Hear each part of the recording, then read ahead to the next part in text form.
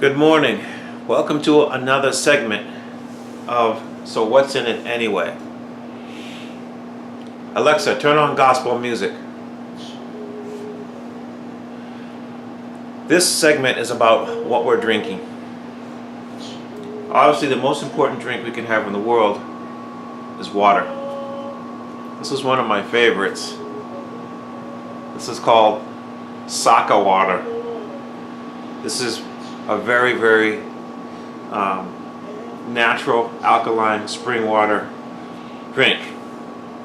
The one thing that I like about it is it definitely recharges you. Your body's mostly made up of water, so you need to understand how important it is to drink it.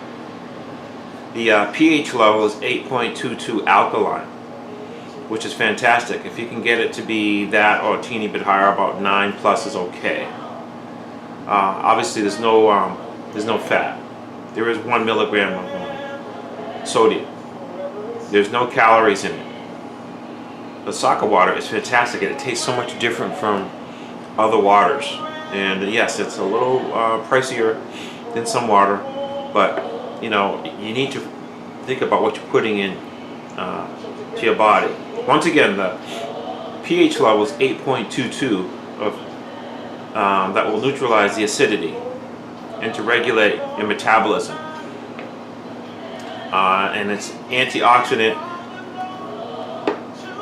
and it's antioxidant and the electrolytes, which are important for your body, so that you can recharge. Okay? There's so many other kinds of water. They say all these things on it, but you really got to try it, drink it yourself, and figure out what tastes best for you and what you can afford. But if I were you, I'd find a good source of water that has that's alkaline ready. This one has it, Saka water. Unfortunately, this one, Poland Spring, doesn't have it. And before I finish this video, I want to let you guys know that I am not a doctor, or I'm not a nutritionist, or any of those kinds of things. But I have been in the supermarket business for 40 years this December. And I've come across a lot of things, and I've watched people reading a lot of labels as the years have gone by. So it's important to know what you're eating and drinking and start reading labels for yourself. Again, this is an almond beverage. It's a non-dairy. It's unsweetened. You can use it in your cereal. You can use it for baking. You can use it for hot cereal. Let's see, you can use it just to drink. It's a totally different taste. It's soy-free, gluten-free, lactose-free, low-calorie. It's fantastic. There's many different versions of it. You can get it anywhere.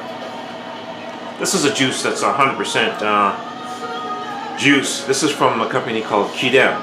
It's all natural apple juice. But let's read how much sugar is in it. There's 22 grams of sugar in it. Okay? That's a lot of sugar. It's 110 calories from fat. Sodium is 10 milligrams. Not too bad. 0 grams of protein. But what you can do with this is you can mix it. You go half and half with your cup of juice and water mixed. You just pour in half of whatever container you're using and put the rest with some decent water, some excellent tasting water, totally different taste than tap water. You really got to try it. So you mix those two together, the water and the apple juice, and then you put a couple cubes of ice in there, shake it up, and then you're cutting down on the sugar. Okay, it's very important. The two enemies of our diet is sugar and salt. That's what makes us fat. It gives us high blood pressure. You end up with all these other health ailments. So I'm just letting you know that that's my disclaimer. I am not a nutritionist, not a doctor, just passing on some nutritional facts that I'm learning as I go along. Okay, here's another one. This is one I like. This is a guava nectar. It says 100% vitamin C. But let's look at how much other stuff in here. The sodium is 10 milligrams, not too bad. Total carbohydrates, 39 grams. That's 13% of your daily recommended. The dietary fiber is 8%. Now let's look at the sugar. My goodness, there's 37 grams of sugar in this. It's 150 calories from fat. So what you want to do with this item, if you're going to drink it at all, it tastes great, but it's super sweet. You want to dilute it with some water.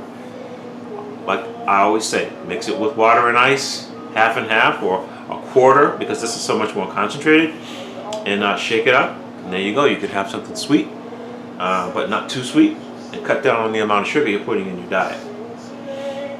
Your waistline will thank you. Then, of course, everyone's always arguing about coffee. There's too much this or that, or it's on the news for this or that. They're telling you 1 minute it's good for you, 1 minute it's bad for you. Once again, I think 1 cup a day is fine. Even 2 cups might be fine, depending on how your body reacts to it. But a cup a day is not going to kill you. So coffee is an argument we'll always have in terms of what we should be drinking and not drinking. But overall, I think 1 cup a day is fantastic. What you need to do with your products, everything you drink, everything you eat, everything you choose for your diet, really matters. It adds up at the end of the day, and we do end up taking a lot of risks with what we eat and what we drink, and it causes people to end up going to the doctors, and they give you a pill and they tell you to take this, but it's not really taking care of the problem. It's just masking it for a temporary amount of time. So it's important. Water, water, water, and then more water. Drink more water than you do anything. Your body is made up of, I'd say, just guessing from what I've been hearing back and forth, about 85 to 90% water, somewhere around there. It's like putting oil in your car. You need this fluid in your body because, number one, coffee does dehydrate you. So you have to drink twice as much water, depending on how much coffee you had, in order to get your body at the optimal functioning level. Okay? Another great segment on so what's in it anyway. Okay? So pay attention to these things, read for yourself, find out on your own, get knowledge, get information, ask questions, and learn about what you're putting into your body. Okay? So I'll do another video in a couple days or so. So in the meantime, take care, and healthy eating, healthy drinking.